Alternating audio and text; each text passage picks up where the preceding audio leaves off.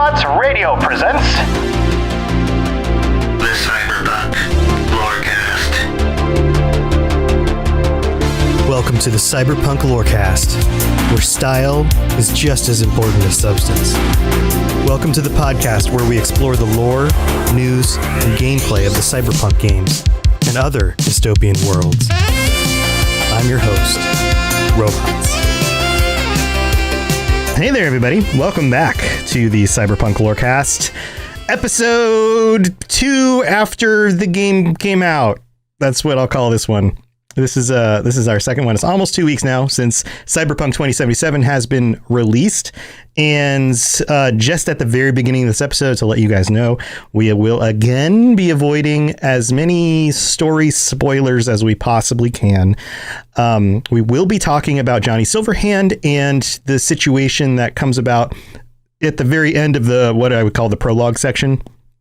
At the intro of the game, maybe about 3 hours in, where you start interacting with Johnny. So if that is spoilery to you and you want to not hear about that, then maybe skip the end of the show, because that'll be the discussion at the end. Before that, though, we've got a bunch of other stuff to talk about. And as usual, I'm your host, Tom of Robots, and this is Captain Logan. Logan, how's your Chinese food dinner? How is it? It's so good. It's really hard to stop eating it. It's really tasty. He's wolfing down his Chinese food while we get ready to do the podcast. Well, I'll do more talking at the beginning so that you can finish up your eating. We are here again live on twitch.tv/robotsradio, of course, with our panel of live viewers chatting. And it's always fun to see everybody in chat. And so thank you for joining us. It is 9 p.m. Eastern, 6 p.m. Pacific on Sunday night. So if you'd like to join us live, you're always welcome to do that. You can always get the episodes a few days early by doing that as well. So this week we will be talking about a number of different things. We've got our thoughts on the game now that we're about 2 weeks into it. Some community thoughts. We have some news. There's a bunch of news out there. We've got some patch notes and bugs to talk about in the game. And then we've got the lore and game section at the end where we'll be talking about Johnny Silverhand. So strap in. This is going to be quite the ride. To kick this off, there's a lot of different perspectives, let's just call it that, in the community. And I am a fan of airing all the voices. I think that we should listen to the people who seem to be having the worst experiences and have lots of complaints, but we should also listen to people who are having a great time and love the game. I also think that we should treat devs fairly and we should call things what they are. And as we discussed last week, this is clearly a game that was released early, and that is not the devs' faults, the people who were actually coding the game and designing it. It was based on a decision by the management board to push the game out early. So to start this off, I want to focus on something very positive, and maybe this is something we can carry forward on future episodes, but I'd like to have a quick little dev appreciation section at the beginning of this episode, because these are people who put in a lot of time in order to deliver a game that hopefully will continue to keep improving, but a lot of us want to continue enjoying and want, for the best for it. So I just want to call out one of the devs today, and I hope I pronounced your name correctly, Marcin Przybyłowicz. I don't think I pronounced it correctly. Yeah. Maybe. These names are very difficult for me to pronounce with my English background, my English word background. But this is Marcin is the OST composer on Cyberpunk 2077, and regardless of your experiences, whether it's been crashing on your console or you've been having weird bugs in the game, I think we can all agree that the soundtrack in this game is phenomenal. What do you think, Logan? Yeah, I think it's really awesome. There's a really cool Reddit post that I saw where someone had grabbed some of the video of someone playing guitar. Like if you go around the world, especially if you go out to the nomad lands, you'll see a lot of people playing, guitars. And it's kind of amazing because they're actually playing the notes. And this was something that was recognized, and it was cool that Marcin was able to call this out on his Twitter, and I'm glad you guys noticed, because there's a lot of mocap for that, to get that to work. But I actually I've been enjoying the music. The one caveat to that is, while I love the tracks, I don't know how you've been playing, but I know you've been jumping around. I've been playing mostly like a net runner, and it is kind of anticlimactic for net runners, because if you're like me, you spend 90% of your time taking out people through cameras. And when you're running around as an actual person, you're shooting guns and stuff, the music pumps and it builds and it's like, yeah, this is awesome.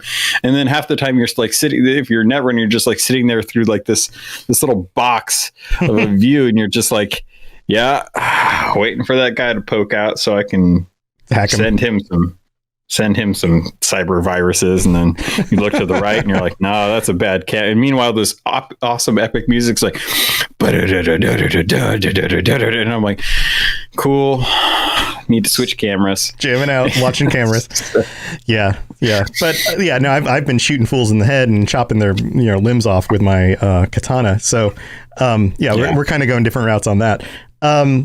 But yeah, thank you, Marcin. Thank you for all of your hard work. I think the soundtrack in this game is awesome. It's going to be one of those things that I'm sure once it's available, I don't know if it is available yet, but I need to look that up. But once it's out there, it'll be on my playlist. Yeah, it is out there. It is available.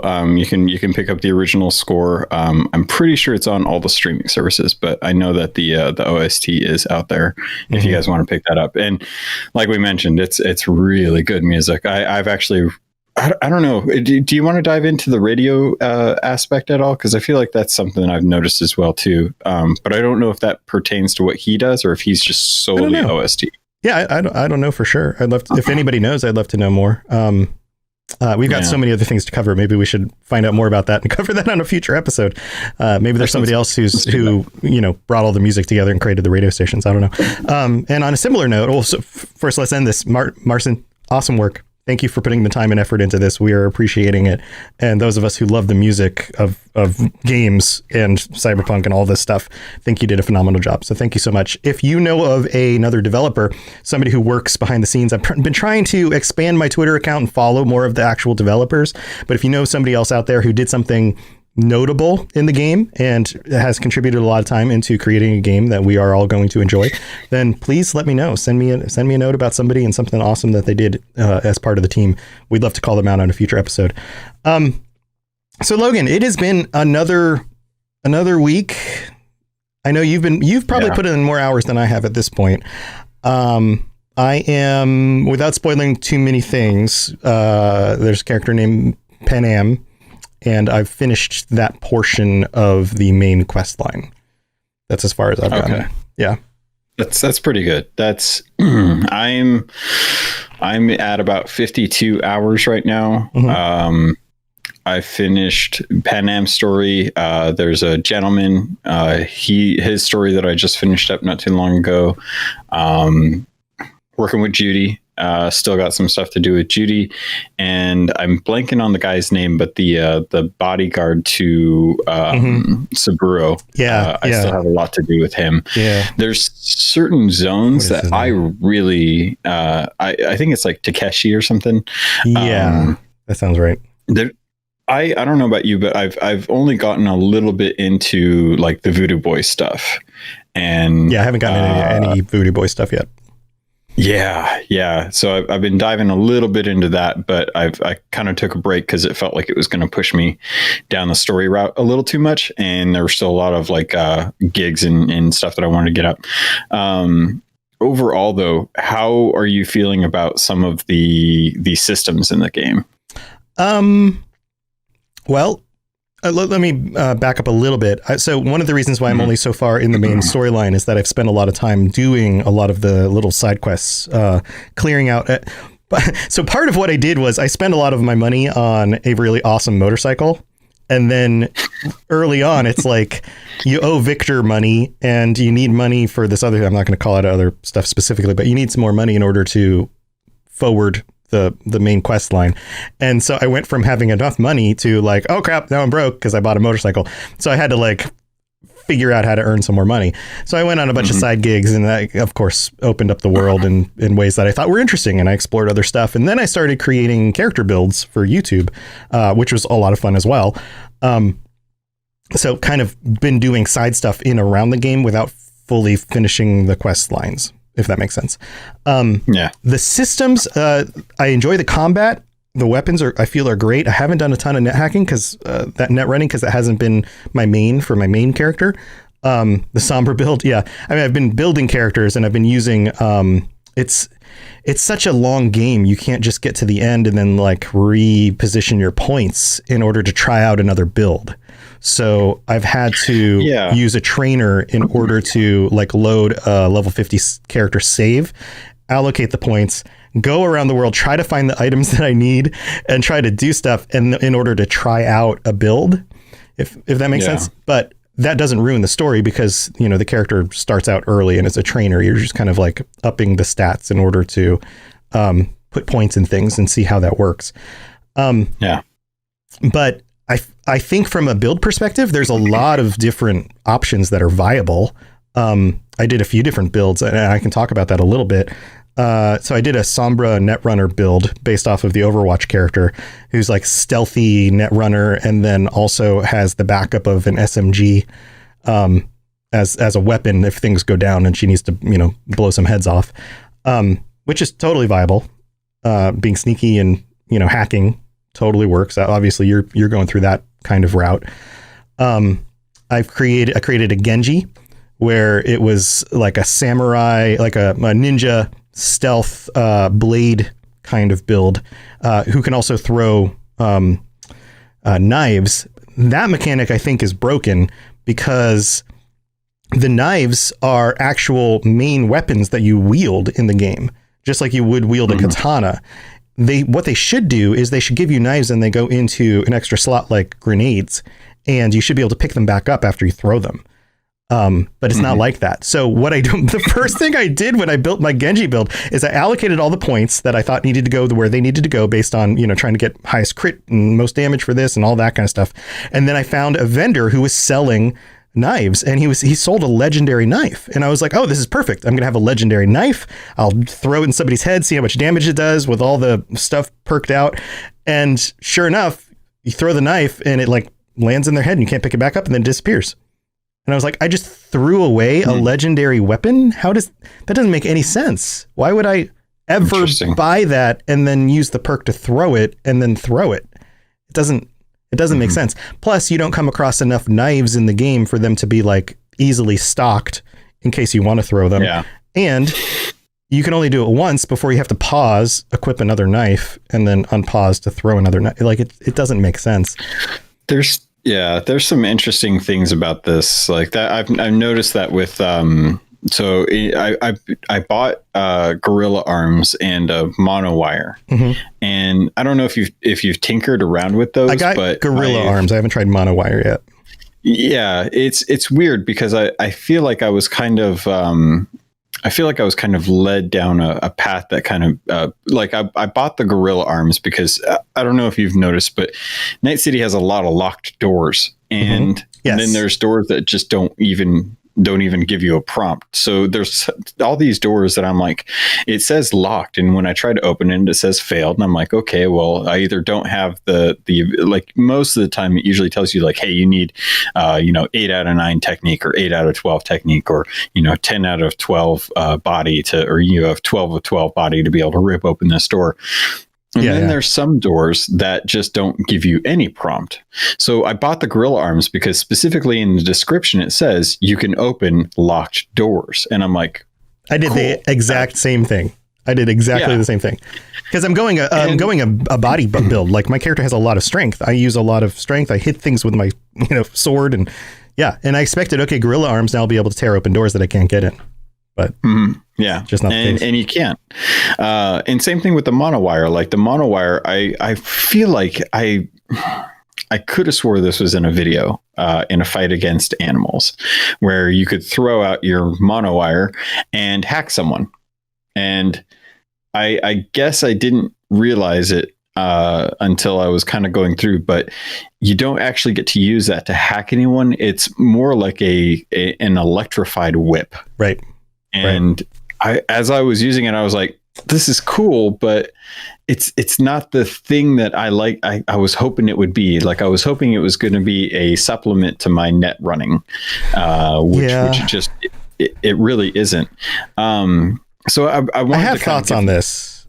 Yeah. If that's where you're going, I have thoughts on this because. Well, yeah, I mostly just wanted to kind of warn folks that if you do see these and you're still early on, don't expect to be able to do some of the things that I was expecting to do. Don't waste the eddies on it, because those the Ripper Doc costs a lot to get those implants, and they're cool if you want to go punch someone or if you want to go whip someone, but don't expect too much additional functionality. But where were you going with that? Yeah, no, I think that these are a symptom of having to consolidate the roadmap and the plans for what these actually did in the game. I think they probably started out as role-playing assets, meaning like if you have 12 strength and you need 3 more strength and you've got gorilla arms, then that gives you enough strength to open a door that you couldn't open before.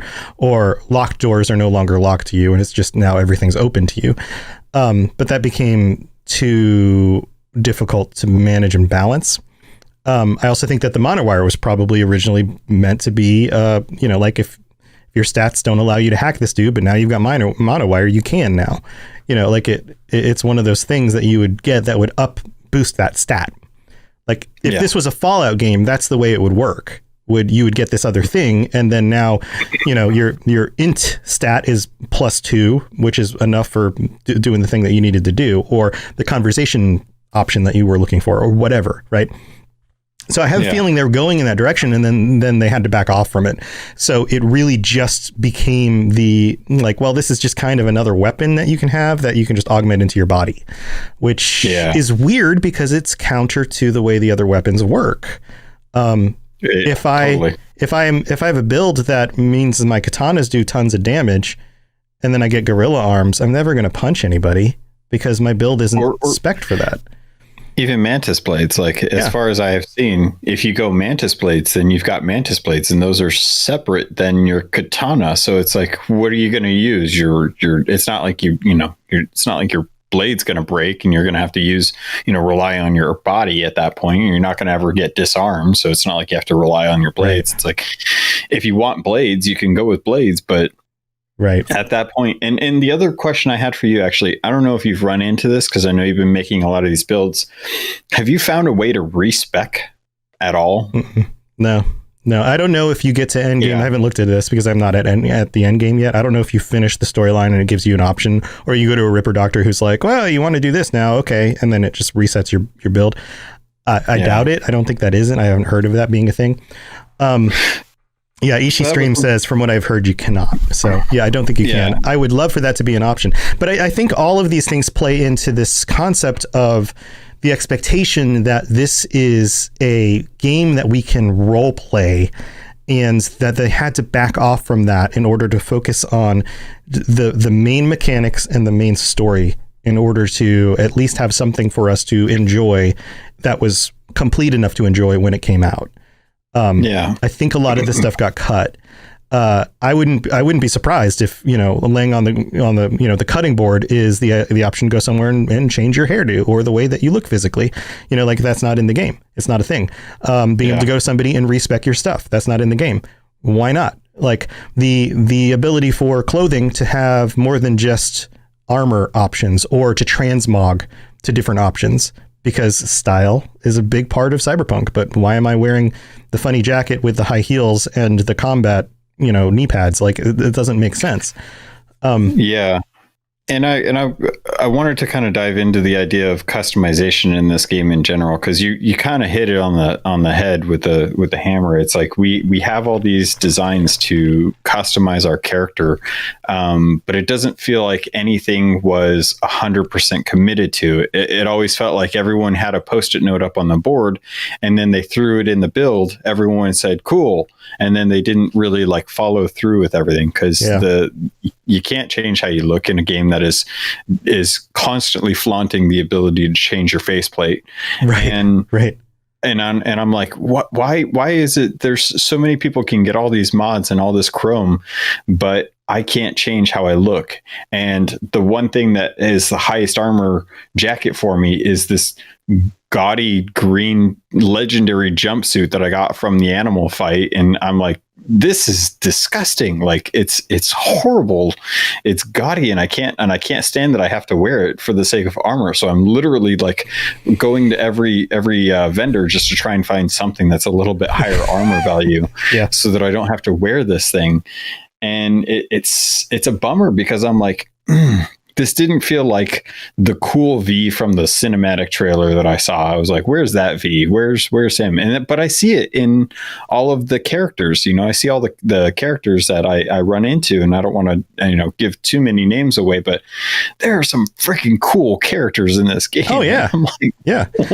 And I'm glad I don't have to look at me because, and I think that just speaks to why these things are disappointing, is because on the flip side, some of the stuff in the game is phenomenal. Like the character design. I mean, just most of the main characters you come across. In fact, I would say that all of the main characters that I have come across so far in the game that I have interacted with are phenomenal character designs. They look awesome. They're voiced awesome. They act awesome. Great characters. They are great characters. They have they've got cool hair and cool outfits, and like they're perfect for the world. And that's, if you can do that with those characters, then why can't I do it with my character I'm playing in the game? But I think this all comes down to rushing the game out and those things ending on the cutting room floor. I wouldn't be surprised if, in order to get this game up to speed with things people are asking for and expecting, and this ready for a multiplayer version, that those things will be added in. Because how can you live in this world, in a multiplayer version of this world, without those options? Like a multiplayer version of this game has to be role playable, right? That's the idea. And so I think what we have here is, I mean, No Man's Sky is a great example. Fallout 76 is a great example. People are talking about these other games and how they started out and how they've progressed and gotten a lot better. And I think that this is just another example of that, is that 2 years from now, we're going to look back at what was released, and then we're going to look at all the things that we can do in the game 2 years later, and we're going to go, well, the game's a lot better now. Too bad it was pushed out early, but at least now we get the things that we want. So I think we have to look at this as if it's an early release. And that connects to the news. Is there any other stuff you want to talk about your experience so far? Because there's definitely other things that we need to get to. Yeah, no, I've mostly just been having a heck of a time. I love this game so much for being able to walk over to a camp, hijack a camera, be able to put an assist mode on a turret, cause one dude to go cyber psycho, and then have everyone just start trying to attack him. That's and then great. Having the turret go after him. And then by the time I'm done, I use a couple quick synapse shutdowns and some contagion. And before I know it, me like leaning back up against a crate this whole time, just kind of like clicking away on some keys in my head. I'm just like, man, I can't believe I just hacked my way through that entire base and I didn't have to fire one bullet. Yeah, that's awesome. So cool. And that's what's so cool. What's so cool about you describing that is that I have not had the experience at all, because I am a freaking I don't know, ninja. I made a John Wick build too, which I think is really cool. But I'm not doing my John Wick build in my main character. I'm just kind of going as I go with the things that seem like what's most fun for me in the moment. I will. Instead of doing what you do, where you sneak in, you hack everybody, causes commotion, you take everyone out without them even knowing what happened, I will drive my motorcycle straight into a group of dudes, run a dude over, hop off my motorcycle, pull out my katana, and like bounce from one guy to the next. Just like, I'll just like heavy attack, slice the guy's head off that I ran over with my motorcycle, dodge behind a wall as some people start shooting me, come out the other side of the wall, take out the next dude, run into the next dude, take a little bit of damage, but then like heal myself in the middle of combat as I'm jumping from one person to another. And then when there's a sniper dude off in the distance, I switch to my rifle and I go and I take headshot him and he falls off the thing. And it's like, and it feels awesome. Like I feel like a freaking cyber ninja just busting into some gang and just tearing them all up before they even know it hit them. And and then I look at like all the dead bodies on the floor and the dismemberment and stuff, and I'm like, and there's some of them are sparking and twitching, or whatever. Yeah. And I'm just like, Like, yeah, that's right. Like, don't mess with V. It's so funny. Yeah, I totally imagine my guy like sitting behind a big brick pillar, just kind of like bump into some tunes while everything's going on. And there's all this chaos and madness behind me, and I'm like eating a pizza, waiting for the noise to stop, and then be like, "Oh, all right, I'm done. Guess I'm dead. Guess they're all dead now. Time to go." Yeah. So, and that's what's so great about the game is that foundation is there. And it's not just the gameplay stuff; it's the stories. Like the story, and I don't want to spoil anything, but playing through, I should say, and playing through the stories up to where I am right now, and having been a nomad and experiencing Pan Am's story. And this isn't a huge spoiler. She has a nomad background. That doesn't ruin anything. But being able to connect with her on that level and then find out what happens through that storyline and see what life is like outside the city a little bit, like, it's really cool. It's really, really cool. And the other characters you come across are really cool. And the background of the things that they're dealing with and her background with her clan and all of that stuff. It's really cool. Having to deal with the organization that you're up against in that part of the quest line. It's really cool. Like, there's really, really good stuff in this game. It is, and it's got what I think is a solid foundation. It just needs more time. They just need more time to implement the other things that they've been working on. So with that, and just to wrap this up, we'll be hanging out after we wrap up the podcast. We'll be hanging out afterwards to probably expound a little bit more on some of this stuff. So if you are in Twitch chat right now, feel free to hang out later, share your thoughts on things, ask questions. And if you are a patron, then you will have the full extended version of the episode. And if you want that, you can always go to the Patreon to sign up for that. But let's move into news. The big news this week is the PS Store, the PlayStation Store, delisting and refunding copies of the game. This is probably something everybody's heard of if you've been on the internet at all this week and you're following any Cyberpunk news sources. What do you think about that, Logan? It's damage control. Simple. They're not commenting on the quality of the game or anything like that. It is purely damage control. What happened, if you haven't been paying attention, is Cyberpunk CD Projekt Red came out and stated that if people want to get refunds, they should seek refunds if they're not happy with the state of the game. That was not in collaboration with the companies selling the game. They essentially told you to try and get a refund as best you could. The problem with that is Sony in particular. Microsoft has other ways of doing it, and a lot of other companies like Steam have set processes for digital purchases, things like that. Sony is very particular in their wording. You can pre-order a game and get a refund for it, but you cannot play the game if you've installed it. And a lot of console players played the game on launch because we didn't have previews of the console versions to give them a yay or nay on their pre-order. They pre-ordered with the faith that the game would run on their console. Now, everyone's mileage is varied on this. I have a buddy, Blake, who has only had maybe 6 or less crashes on his PS4, and he's loving the game. I can't play it on my One X without it crashing every 10 minutes or so now. The latest patch has helped out with that, but we'll get into that in a bit. So Sony has done the thing that they needed to do. They took the game off of the PlayStation Store so that it can't be purchased, so that they don't have to go through the process of trying to refund a copy. And they are probably going to require CDPR to pass through the cert process, which, from what we can gather based on stock calls, or no, what is it, shareholder calls, they kind of got the okay from the company saying like, hey, the things that you're worried about we'll have fixed on day one. So they certed the game and it went out. And if you want, there is an email available from CDPR if you're not able to get your refund through Sony. But from what I've heard, since this has all kind of gone down. Sony's refund system has been very aggressive in making sure that if you want a refund for your PS4 copy or your Sony PlayStation copy, whether it's PS4 playing on PS5, it will just give you the refund. They aren't really hassling anyone for it. From what I've seen, it seems like they've passed along the knowledge to most of the customer service people to just make sure that this gets done. And who knows at this point? We have no idea. It could be until January when the next patch comes out.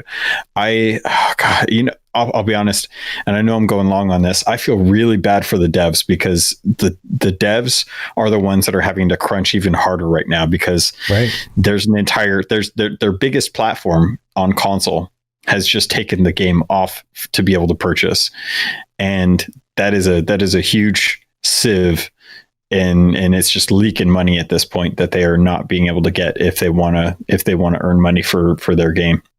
So I feel bad for the devs having to spend all this time crunching and diving into just all the mess that they have to do to try and get this game stable. Yeah, it's a bummer. And it's not the devs' fault. It's a management decision to how they're going to message the game and when the game will actually launch. That's on management, and it's unfortunate. Hopefully they can do right by their devs and the community, and they're trying to. In other news, and thank you for summing that up. That was actually perfect. That was very, very clear and succinct. Good job, buddy. CD Projekt Red could face a class action lawsuit over misrepresentation. This is another article that actually just came out in the last, 24 hours. Maybe not even that much. There's an article here from IGN, and I'll just read it because they sum it up pretty well. Amidst all the Cyberpunk 2077's launch issues, CD Projekt Red could be the target of a class action lawsuit that accuses the developer of misrepresentation in order to receive financial benefits. As reported by the New York Times, lawyers and investors in Warsaw, Poland, CD Projekt Red is based in Poland, where CD Projekt Red is located, are circling the situation and are contemplating whether or not they should take action. So there's obviously there are decisions that were made for the sense of profit in order to get the game out for the holiday and rush it out. And now there is a class action potential lawsuit for misrepresenting what will actually be in the product when it comes out. And I'm sure, Poland's laws for that are different for the United States. So I don't even know where to begin talking from a legal perspective. But I do understand that this is a big deal, and this is something that I'm sure that they were not hoping for having to deal with. But it's on the flip side, it's good to hold their toes to the fire, and game developers in general, when these things happen because management again shouldn't be misrepresenting what the product is and creating all the chaos that ensues from that. Yeah, this was kind of surprising because I don't know, maybe it's just my mindset, but the representation that we've seen through videos and stuff, the video, the look of the game is achievable. And that to me feels like it's not quite as much of a misrepresentation. I feel more let down by some of the things that I was hoping I was going to get to do, but because we didn't get as much depth on certain aspects of the game, then I feel like I kind of I put myself in that position. So I feel like with this, I don't know what people playing on PlayStation 4 would expect from a game that is pushing this much graphics, especially with ray tracing. Even right now, and there's been some great video coverage on there, having the best graphics you can possibly have, the best hardware you can possibly have on PC, it is still a beast of a task to try and get the game with ray tracing in 4K with the decent frame rate. Mm-hmm. And at that point, it's like, this game is just a crisis game, and were we doing class action lawsuits against the makers of Crisis when that came out, or was that more of just but how's your system running with Crisis kind of thing? Like Witcher 2, still very impressive game, very hard to run because it's so intensive. And it's one of those things where I appreciate that people are wanting to bring lawsuits into it because it draws attention to the shareholders, which are the ones that are going to push the board to make decisions that improve the PR aspect of this so that the stocks don't tank any more than they already have. I don't know how far these kind of lawsuits will actually go. If it's a route that people want to take, it is a legal option for them. I don't know how much it's going to actually accomplish. Yeah. So we'll have to see. Again, this is kind of well beyond my experience, especially being that this is a kind of an international thing. So I think it all comes down to, we live in a time, and Cyberpunk is this part of the story of this. Like, corporations, businesses need to be held accountable for telling the truth and for not misrepresenting the products. And that's in the benefit of everybody, unless you like being taken advantage of. So most of us don't. So yeah. We had a question here from EC Streams if we plan to cover the transphobia stuff. Yes, there's been articles posted about transphobia and CD Projekt Red. I'm not against covering it. I haven't looked into it enough on my own. I don't think Logan has enough either. And we are also not part of that community to really do it justice.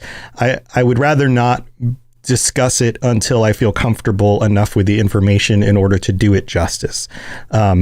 But if you are interested in some of those issues, there are articles out there, and you guys are welcome to share them on the Discord in order to continue the conversation about that. I haven't done my research enough to really even know where to begin on that yet. So, do you have anything to share about that? Or? Honestly, not at the moment, because I agree. Neither of us are trans or deep into the trans community. They have rights and feelings just like everyone else, and those need to be respected. It's just not a circle that I frequent, because I don't have an end to the circle, if you will. So when it comes to trans rights and stuff like that, I see that there has been a lot of kind of there's been a lot of discourse about it. And I think until we get a better handle on why people are upset and what if that's justified or not, what CDPR did to kind of misrepresent that maybe. But again, I'm right there with you. I'd rather do the diligent research that needs to be done to be able to speak properly on it. Yeah. And I know that we have some people from that community in our Discord server. So I would love to have some first perspective on that, because, like I said, Logan and I are not. We are, I would very outside of that community. It's not that we don't know people or have friends who are in that community, but I would rather not speak for somebody else. But I would love to hear other people's thoughts and get as much information as I can in order to understand what the issue actually is and what the truth of the situation is. So, as with anything, we want to just make sure that we do it justice. Other news, there's a hotfix that is out, and we've got all the notes here for the hotfix, and there's a ton of stuff.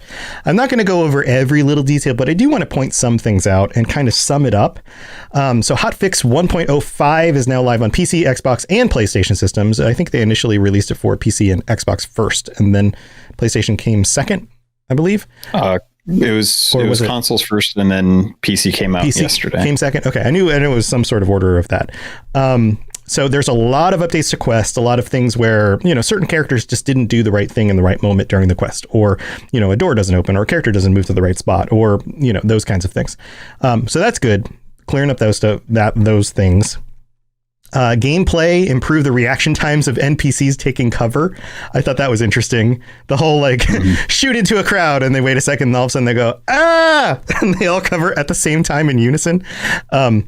This touches on character and vehicle AI, which I'm going to touch on a little bit later. Correct number of shots needed to kill civilians from a distance while in combat.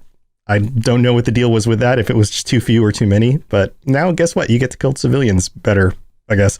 Lots of visual fixes, things like fixed an issue with Delamain's image displaying on top of the current caller during phone calls, like little glitches with that kind of stuff.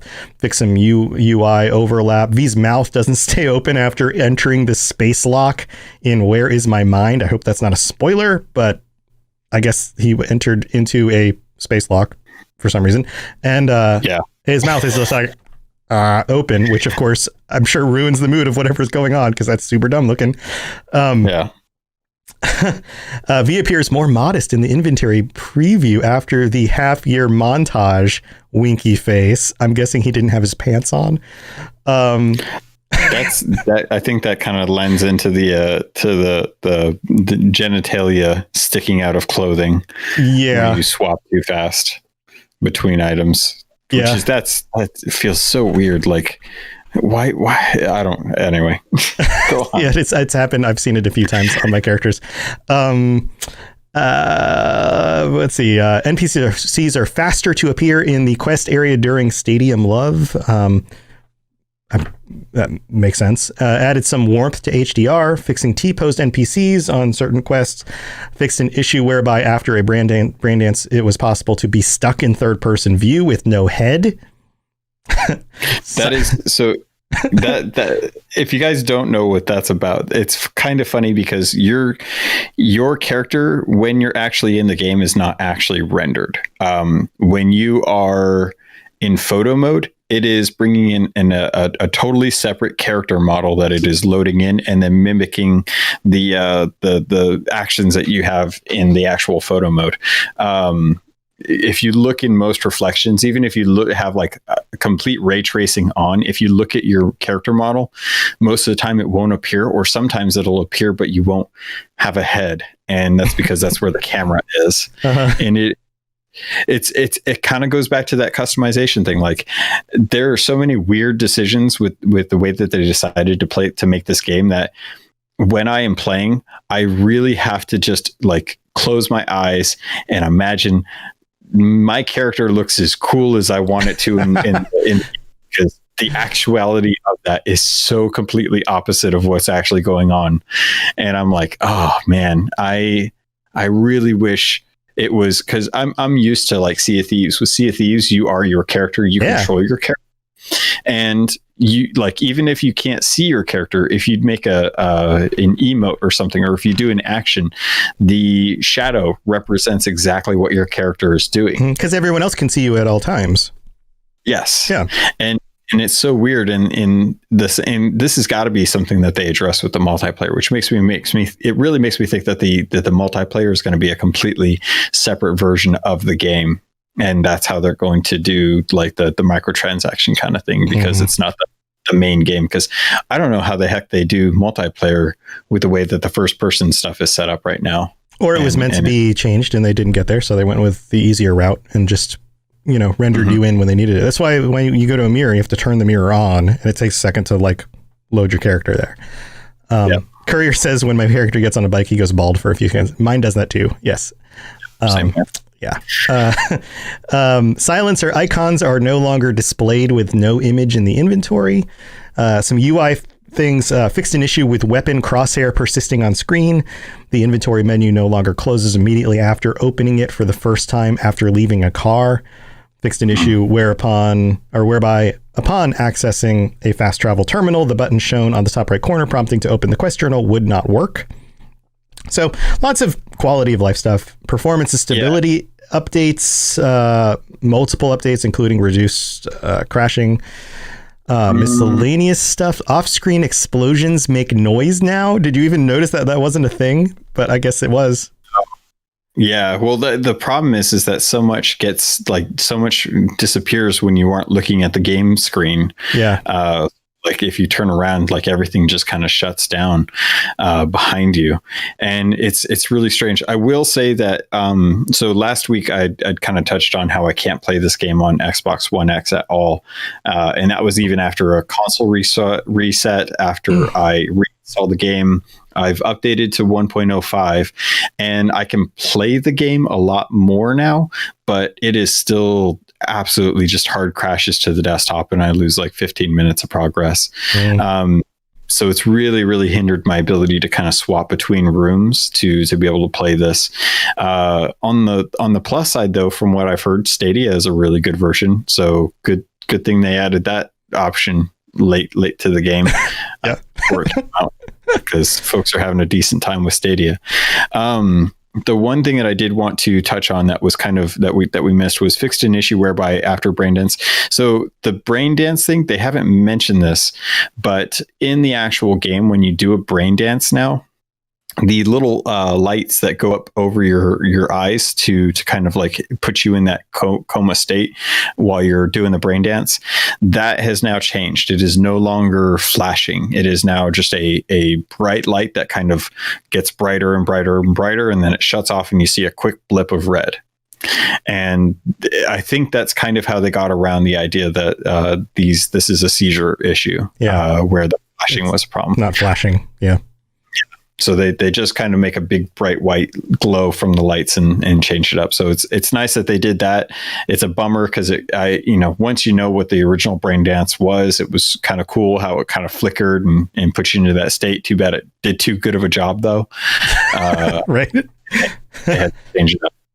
Yeah. And then at the bottom of this, they have very PC specific and console specific updates. We won't go into all of them. You guys can access this even if you just look up, hotfix 1.05 for Cyberpunk. You'll find links to it. But good to know. It just shows. Like it's been another week. There's lots of things they can do in a week. Obviously, they're pushing the devs pretty hard to get this stuff out. Again, hopefully they're not overworking them. My philosophy is, we're still going to be here when this is patched in a way that everybody can play it. If you can't play it right now, sorry, but you just have to wait. That sucks, but it is what it is. Treat it like it's an early release. Treat it like it's an early access game. And I will say, and sorry for cutting you off. The weird stuff that we've seen in this game, though, it's so beautiful. Though the stupid weird bugs that we've seen in this game are just so hilarious. Like watching cars explode and then they go flying up and they go flying over your head and then you get launched off your bike because you're looking behind you and you just have all this weird stuff happening.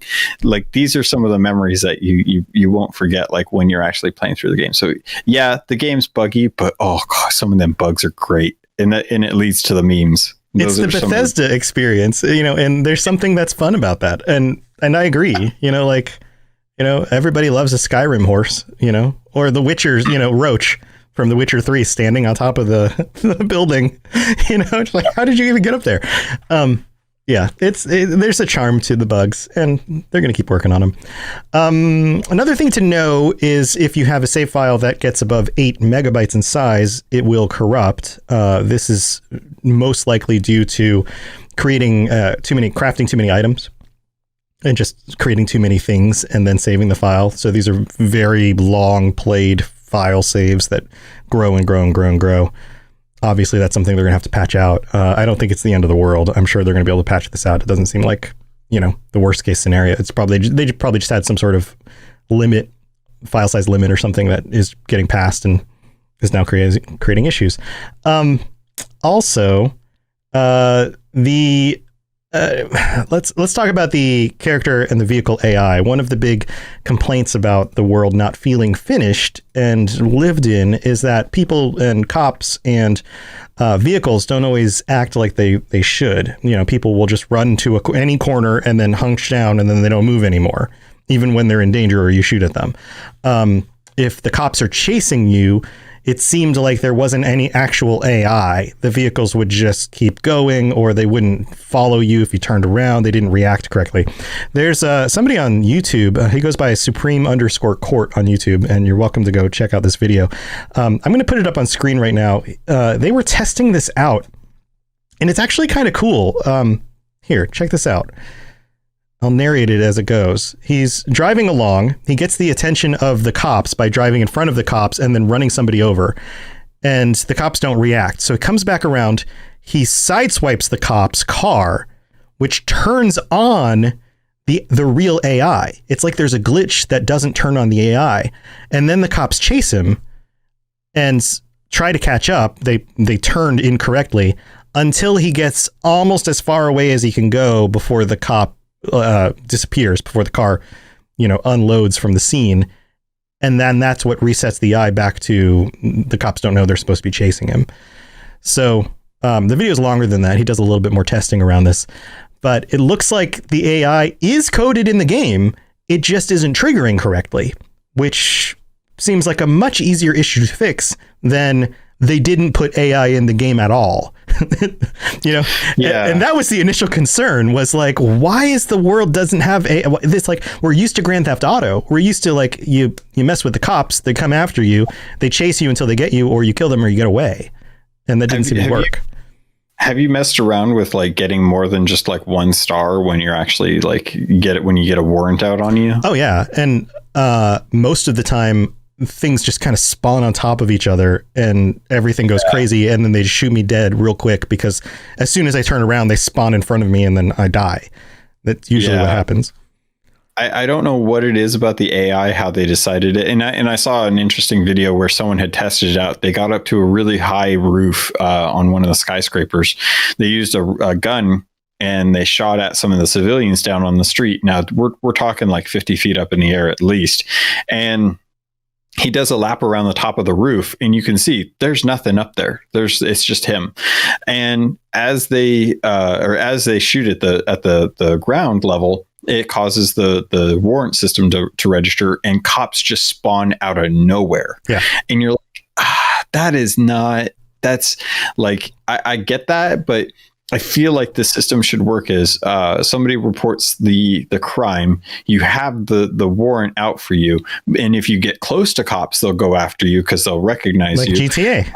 Yeah, but you shouldn't have cops spawning on you, and right. Lots of cops too. And it feels like a workaround. It feels like the AI is still broken, so we need people to know that they can't commit the crimes because that something has to happen. So we'll just spawn somebody behind them, and then they'll feel like somebody was there. Like it seems like a workaround. That's the symptom of the fact that they weren't able to get the AI completely working yet. And so they just had to put something in order for cops to be a thing. So hopefully this gets patched out. Everything works fine. The weirdest instance of this, I was breaking into a building with some security guards who I guess were linked to the cops and messed up, got seen, and had to take out the cop who was looking at me.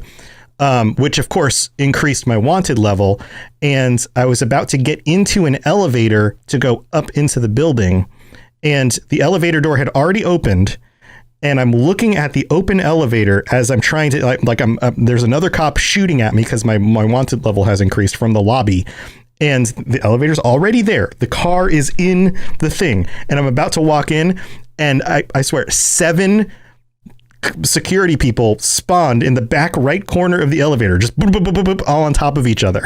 and then they started shooting at me. And it's not like they came down in the elevator car and it opened up and they got out, like somehow they were notified from the floor above or something.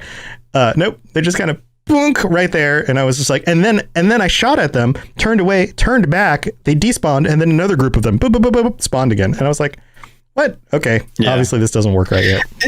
And it's not quite as consistent too, because I've noticed that with like with missions. But if you've ever gone around the streets and just kind of wandered across like some of the interesting conversations, you'll see those characters that you can kill that aren't considered civilians. And I came across 2 that were just a couple of tiger claws talking to a cop, and it was clear that it was like a dirty cop, and there was some weird going ons. But he had the flap jacket with the NCPD on the back, and I was sitting there and I was like, I wonder what's going to happen. So I pulled out my gorilla arms because I was looking for a reason to use them, because I just spent all the eddies on them. And I was like, I'm going to punch that dude in the face. And I punched that dude in the face and he went flying. And I was like, cool, time to punch that dude in the face. So I went and I punched the tiger claws in the face. And I was like, there you go, Mr. Cop. I took care of your problem. They won't be bothering you no more. And he pulls out his gun and he starts shooting at me. And I'm like, dude, I did you a favor. Where's the recognition? And I was flabbergasted, because I'm like, there should be a switch, like a good and a bad, good guy, bad guy switch. It's like, you took care of the guys that were literally blackmailing you in front of me. I punched them in the face and you're free to go. You're welcome. But or there's some sort of justification of like, you son of a bitch, you took out my gang buddies. You know, it's like, oh crap, he's a tiger claw and a cop. Oh, okay, now I get it. That's why he's coming after me. Yeah. Yeah. Of course, it's more complex. So we're going to have to wait for that stuff to get patched in. I look forward to that day, though. Oh, yeah. That's the thing, is that like... That's what I want. We're close. You know, like 6 months, a year from now, this game is going to be amazing because, you know, it's either they fix this stuff and they put it in, or their reputation doesn't get repaired. It's one or the other because they promised it, right? They kind of have to at this point. And they didn't promise these specific details that we're, you know, talking about, but they promised that the game would work better than it does, and that it would be the kind of world you could get lost in, and these things would happen. So, you know, something similar to what we're discussing is going to have to be implemented in order for this to really work, right? So I just want to be clear about that. They're like, well, they didn't promise if you punch a tiger claw in the face that the cop's not going to shoot you. Like, okay, yeah, that's a little specific, but you guys get the idea. All right. Tell you what, why don't we move to the middle of the episode? We're going to come back. We've got I polled the community. We've got some community thoughts, and then we're going to talk a little bit about Johnny Silverhand when we get back.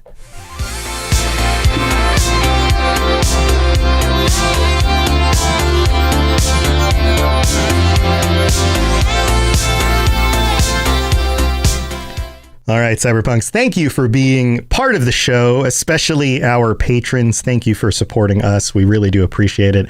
If you are interested in joining us, we are getting together next week at this time on Sunday night on the 27th, 9 p.m. Eastern, 6 p.m. Pacific. And our upgrade tier patrons will be able to join us to talk about their experiences in the game. And we would love to have some of you guys on the show with us to talk about this, what you've done so far and your thoughts. So check out patreon.com/cyberpunk lorecast for more info on that. And of course, if you just want to help out and contribute to the show, you're welcome to do that as well. Even our first level tier members get ad-free episodes and early episodes and some other goodies as well. So go check that out. And thank you again to all of our patrons. You guys are amazing.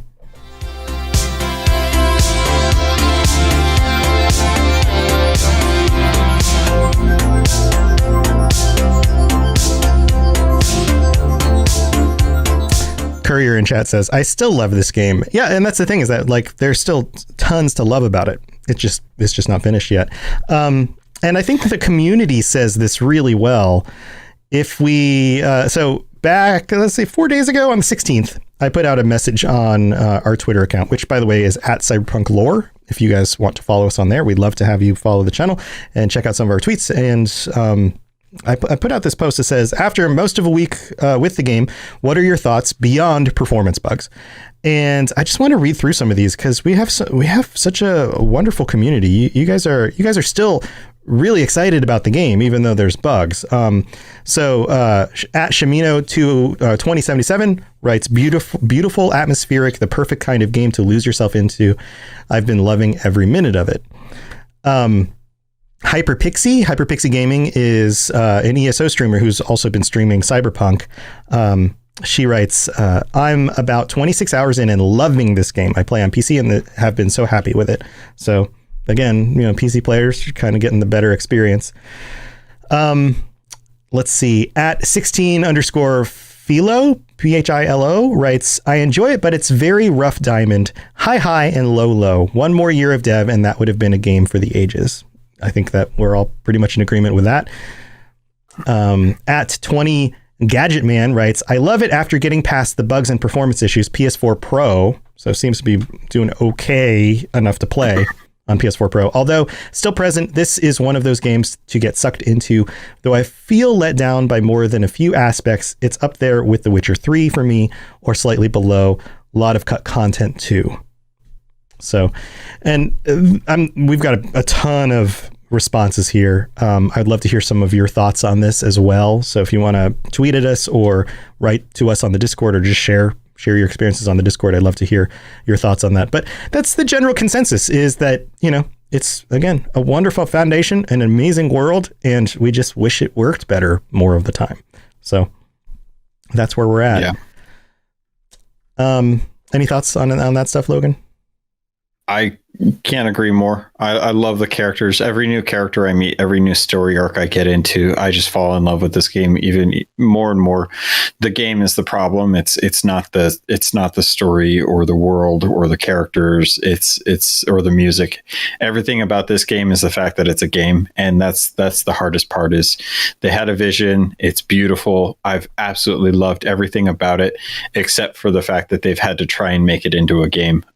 If this was a trilogy of films and you got to spend 2.5 hours with each of these characters as their own story, and it kind of interwove into this beautiful kind of Lord of the Rings-esque thing in this world, God, it would have been up there with, the Marvel Avengers type stuff, like this has the quality of a cinematic release for me. I just hate the fact that I run into the weird stuff that takes me out of the experience because it's such an ambitious game. Yeah. Well, I think we've pretty much summed that up pretty well. I think that's kind of been the theme of the show so far. So let's wrap this up with a quick discussion about Johnny Silverhand in the game. One of the things that is very notable, that is different than what we knew about Johnny Silverhand from the tabletop books from Cyberpunk 2020. I'm getting a recording error in my stream. That's weird. Well, we might not have the complete video version of this up for YouTube. But one of the things that's different is that the stories talk about his death, and if you haven't heard about that yet, in the way that it is explained in the tabletop RPG books, this isn't really spoilery. Also, we get to relive some of that through his memories. So again, we're at that point where if this is spoiler for you, then skip it. But it is all part of that initial 4 or 5 hours in the intro that was part of the preview stuff that came out weeks ago. So in the tabletop version, he and the team who are assaulting Arasaka Tower end up in a very dire situation, and he gets gunned down by Adam Smasher, and it is very specifically explained that he takes a shotgun blast to like his midsection and it tears him in two. And that's how he dies. And of course the bomb then goes off as the rest of the team is able to get out. In this version of it, though, we actually experience the events through his eyes. We go back, we're at a concert, we see like his, the whole bravado, the whole pissed off Johnny, hates the world, isn't going to even give the groupies the time of day because he's got a plan and agenda, he's smoking a lot, doing all of that stuff. And then we have the assault on Arasaka, which feels awesome because you're shooting Arasaka people and doing the thing. Then Adam Smasher shows up, he guns you down as you're trying to get into the chopper to get away. You lay on the ground, he shoots you. It doesn't seem like your body is torn in two, because then you wake up and you're in a chair and you see Saburo Arasaka and his hench people and the tech who's working on you, who is now plugging you into the system in order to rip your soul out. And then things go dark. And that's it. And that is a very different explanation than we get in the tabletop RPG. So it seems that there is a justification for this, because when I tweeted about this today, our Talsorian Games, and it's probably Jay Gray, who runs their social media account, responded that there is a very specific reason why those two things are different. So there's a story reason for this. I'm just not sure what that is. It may be that when he was gunned down, the people who survived thought they saw something that they didn't and reported it, and we've got like unreliable narrator thing going on. See, Jay's in chat. Hey Jay, he says I know. Smiley face. So if you want to clarify this, you're welcome to clarify it in chat right now. But the two stories do seem to diverge. They are a little bit different. So I wanted to point that out there, because we did talk about this leading up to the events of 2077, and we're getting a different kind of spin on the events that happened. There's a few things at play. I think it says plat, but I think you say play. So while he's typing in there and going to share whatever he does or doesn't share, what did you think about that whole experience in that moment, going back and reliving all that? this was pretty cool because it reminds me of that game trope that you see with a lot of RPGs where they're like, you're the hero and you have all this amazing power and you're gonna go into this first fight right when you start up the game, and then you're gonna really like work hard and try and beat this boss, but the boss takes you out and you're stripped of all your power and you have to start over and you wake up and you're not sure where you're at. Being able to see through Johnny's eyes really kind of explains a lot of what we've seen in the videos and stuff leading up to the game's release. The thing that was really kind of crazy about this is that when you go in, when you wake up as Johnny, you're already at a concert. You're already like dealing with Carrie, and you get a really interesting choice when speaking to Carrie. You get two options to be able to talk to him, and that actually comes up later in the game. It's not as important, but it is interesting that they at least alluded to it, because there's a bit of agency in this quote unquote memory that you have, and it's like, are you writing time or are you not writing time? But I love that they had Rogue and Spider and Thompson in there, and I love the idea that when you get to Arasaka Tower, you're using Johnny's gun. He's got a very, very flourish style of reloading his pistol, and he's just kind of one-handing the pistol as he's running around. Right. And, they set off the bomb, and then Adam Smasher comes in, smashes, because he's Adam, and you get dragged off with these Ripper doctors next to you, and then you get taken to this other facility where you were looking out through this window, almost as if it was like the end of Fight Club, and you're watching all this chaos happen in the distance in Night City, and that's when you actually have like the Ripper doctors or the techs there put this device, this soul killer, onto Johnny and rip his memory.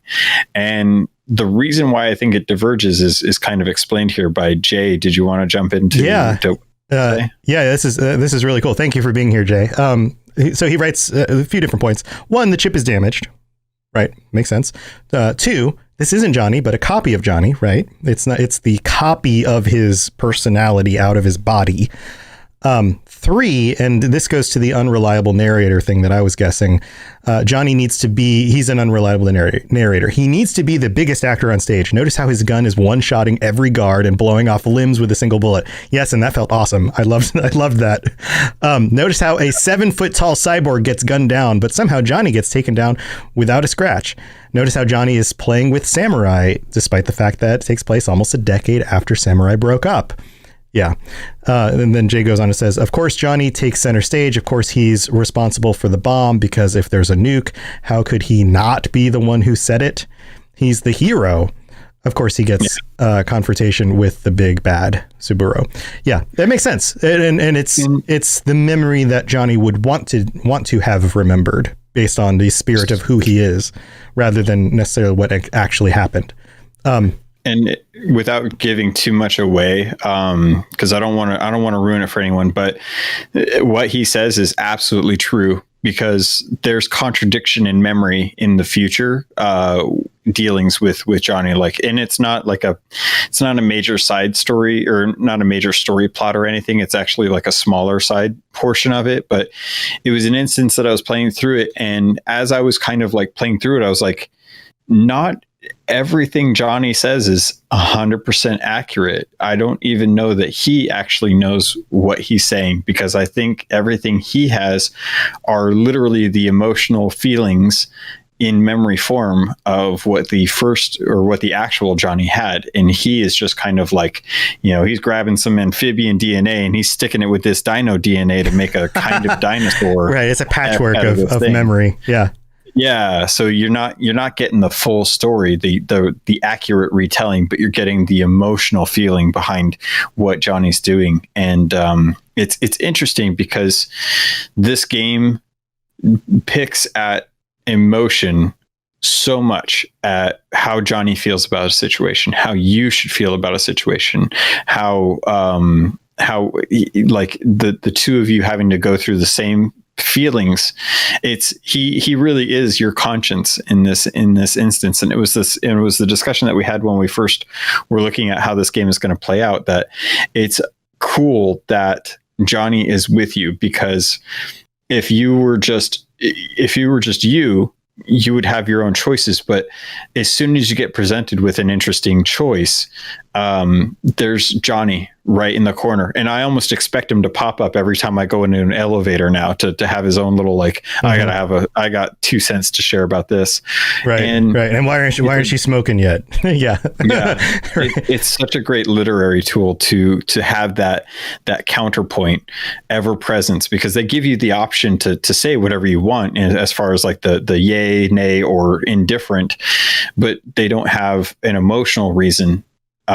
In most games, Johnny is that emotional reason. He's the one that's saying, like, nah, screw that court person. You shouldn't make this deal, or, whatever you want. Right. And the ends justify the means. Yeah. You have to start making decisions on how you feel versus how Johnny feels, instead of just assuming that how Johnny feels is the right way to go, because it's not Johnny. It's just a copy. Yeah. Yeah. And even if it was Johnny, it's not necessarily the right way to go. It depends on It depends on your goals and how willing you are to sacrifice other people in order to achieve those goals, and whether you think the ends justify the means. And these are all wonderful moral dilemmas, and they all take place in those decisions. When you were playing through this, the subtlety that I thought was really cool. Did you the link that you sent me, I got to watch the video of someone going through the Arasaka mission again. Yeah. There was the part in there where Thompson is commenting about why there's music going on in the background, and then why there's a concert going on at the base of Arasaka. And Rogue is right there telling you, like, yeah, that's Johnny's idea. And it's like, it's such a cool nod to what R. Talsorian has in the books, to kind of sit there and say, like, yeah, this is all stuff that is based on the original event, but it is the copy's memory of it. But it's so cool to have, like, yeah, you're not going to go through the whole concert aspect of it. You're not going to go through the whole, like, assaulting Arasaka, but you get little tidbits of it, the first person perspective, and it was such a great way to dive into it. Yeah, I think so too. I think the other thing that was really notable about that whole section is having to deal with somebody else in your head, and your reaction to it, and trying to survive that and process what you're seeing and you're going, but then also how angry Johnny is when he realizes that he's stuck in your head, and he's just pissed, and he's almost just ready to kill you, and that's basically what the program is doing anyway, which may be representative of that being what the program is doing, even though the conversation changes from that point on. But that whole section was really good. The last thing I really wanted to get to here was how do you feel so far about Keanu's playing of the role? Honestly, it's tough for me to like Johnny for most of the stuff that we're seeing. The dialogue sessions that you have where it's like a full dialogue session, like I've had a couple moments where I've had long discussions with him. Those are great because you have a moment you have time to live in that moment for a second, and you actually have the opportunity to get to see the ebb and flow of how he's feeling about the situation. A lot of the time when you're playing with Johnny in your head, it's like one-off lines or quips, and it doesn't really, it's so hard to sell that in a situation because he is just that background noise. And I don't like it nearly as much as the times where I get to actually have like a philosophical discussion about the pros and cons of going against corpse in general. And those are the moments where I'm just like, oh God, I want more of this because it's so real. And everything else just feels like, yeah, I get it. He did a couple lines. He's leaning up against something. He's smoking a cigarette, telling you you're stupid. I want right. Well, it's the beginning of. Like the beginning and the end of every like main quest section, you get some sort of like decompression, talk with Johnny about what's going on, kind of adjust your expectations. Like there's kind of, they kind of bookended, it seems like. Well, so that's the interesting thing is some of the later missions that are side gigs are more fleshed out with him, and you actually get to spend some time with him without main characters involved, and you're just like, this is out of nowhere, but this is a really good discussion, and I don't want to spoil it for anyone that's actually done it, but I've actually really enjoyed some of the side gigs where it's just me, Johnny, and a couple randos trying to work things out as I get dragged into a weird situation and see where it goes. Otherwise, it's always like him just, bookending the main storyline mission, because he's not the main character. The other character is in those missions. Right. But yeah, it's hard to compare when you've got Panam or Judy or River or, any of the main characters that you come in contact with. They're so well thought out and so well realized that I'm just like, man, I want to spend all my time with River and his dealings and stuff. Or, I know I'm a street kid, but I'm ready to run off with Panam and leave this whole thing behind. And, and Judy, I'm like, have some nomad babies. Yeah, just go have some nomad babies. Like I just want to just run off with her, and it's like there's all these different characters that I'm just like, these are so cool. I love these characters. And then you get Johnny, and he comes in, and he's being a dick, and I'm like, really, dude, really? Yeah. Like this was a good moment, and you're just gonna come in and throw a quip in here, and I'm like, oh, don't play me like that. No, but it's good. Like it makes it more real. Yeah. So my perspective. So how did you feel? We Just Strike writes, loved Reeves as Johnny, and what I like about Keanu Reeves as Johnny is that most of the time Keanu Reeves is a likable character, or the good guy, or a like dark hero who's still likable. Like John Wick isn't a nice guy, but you feel bad for him because they killed his dog, and you're like, you want him to kick the gangsters' butts and shoot them all in the head. And then he goes and does it. Right. And he doesn't talk a whole lot, and he does what he needs to do, and he does his thing, and you just kind of like him. Who else we could possibly be considered? Constantine, he played the character Constantine, who's another one of those anti-heroes. Right.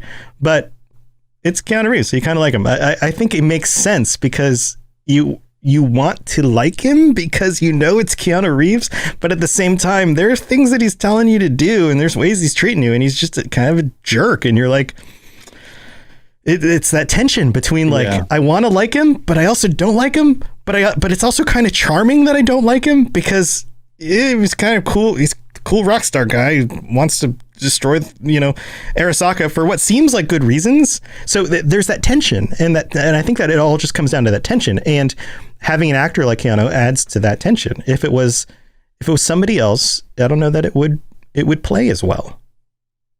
It's tough because I'll be honest. I love Keanu Reeves. He's a bit stiff in some of these lines. And I gotta say, like, compared to the other voice actors, I get a lot more warmth or emotion behind some of the lines. Always like that's part of his charm, is that like the way he delivers lines is always a little bit odd. There's something about the way he talks, and I will swear by this. It doesn't matter if it's The Matrix, if it's John Wick, if whatever, any of his roles, he's always a little bit awkward in his delivery, and it's just part of who he is. It's not that he's not acting the role, because I think he's a good actor. It's that there's just something in his delivery that's very different from most people. And I can't put my finger on what it is, but it's not that he's not feeling it. It's that there's almost a smooth quality in the way he delivers it. Every line has kind of a rhythm. It's something about that. I don't know what that is. I can agree. There's definitely a cadence that he has when he's speaking, like an emphasis on certain punctuation that really kind of I would love to dive into YouTube and try and find some videos on people analyzing his dialogue. It's one of those weird things though, when you come up to other characters who have like just kind of I don't know. Maybe it's just maybe I'm just being a little too critical of Keanu. It has nothing to do with his stature or how he was promoted in the game or how he's supposed to be a big A-list actor or anything. But I feel like I connect better with the other characters, the tertiary characters in the game compared to Keanu. And maybe you're supposed to. Maybe. I mean, there's definitely parts where I'm like, yeah, I'm totally down with Johnny in this instance, and I totally resonate with his opinion on something, and I go his route. And other times where I don't, but most of the time it comes across as it's the delivery that I feel weird about. And I just can't pinpoint it, but it's definitely just the way that he's actually saying his lines that I don't know anyone could do any better, but I don't know that it sells it quite as well as the other characters I've run into. Well, when you are a voice actor, you are laser focused on the delivery of your voice and how your voice sells the emotion without physical cues. So there is that copy of Johnny playing the part of Johnny, Jay Gray says.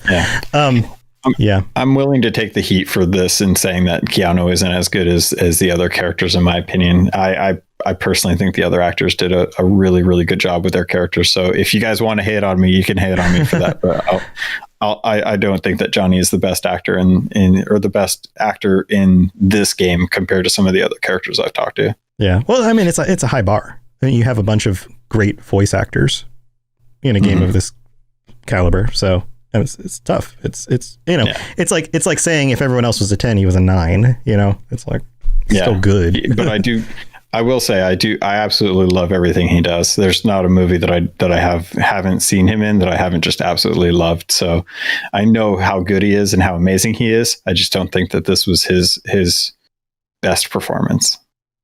Fair enough. I'd love to hear the rest of the community's thoughts on this as well. Feel free to shoot us notes on Twitter at Cyberpunk Lore or on Discord. And I think that wraps us up for this episode. We had so many things to talk about still. We'll be back next week with our patron episode and talking about whatever the patrons want to talk about, probably their experiences with the games and those kinds of things. And then it'll be a new year and we will be moving on to Cyberpunk Lorecast Year 2. And having updates for, hopefully I'll have some new graphics and things going for that. And anything else going on, Logan? You got going on before we head out? Keelhauled is still going really strong. I just kicked up a side project in there. So if you guys are on Xbox and have Game Pass, there's a lot of great indies on there.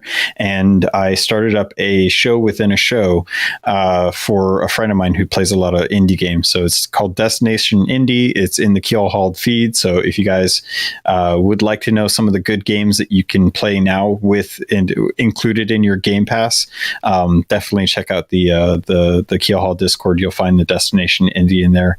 We had a really good time talking about just indie games in general, because I really don't jump into them when I'm spending 50 some hours in 10 days on Cyberpunk. Yeah, where's the time? There's too many games to play.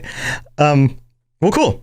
I've got all the normal stuff I've got going on, robotsradio.net for all of our shows, Logan shows and my shows, everything else going on. We have some new shows on the network, including Roll to Cast, who just wrapped up a Cyberpunk Red playthrough. So if you haven't checked out somebody playing tabletop RPGs, that is where to go. Roll to Cast, ROLE to cast, or just go to robotsradio.net. You'll see them in the list.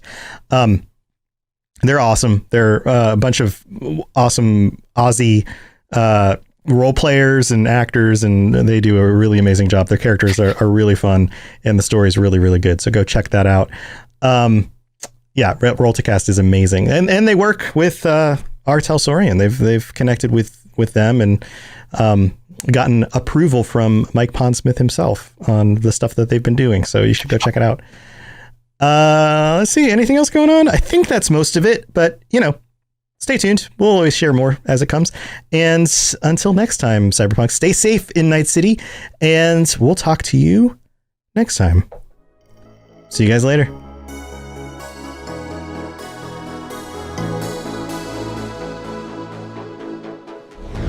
Thanks for tuning in to the Cyberpunk Lorecast. This show is a part of the Robots Radio Network, smart podcasts for interesting people. If you'd like to help support the show, please tell a friend and leave a 5-star review on iTunes. If you'd like to get in contact, please send an email to cyberpunklawcast@gmail.com or follow us on Twitter @cyberpunklore. Also, join the community on the Robots Radio Discord. The link is in the show notes. The music on the show was written and performed by The Midnight and was used with their permission. Go check them out at themidnightofficial.com. Until next time, stay safe in Night City.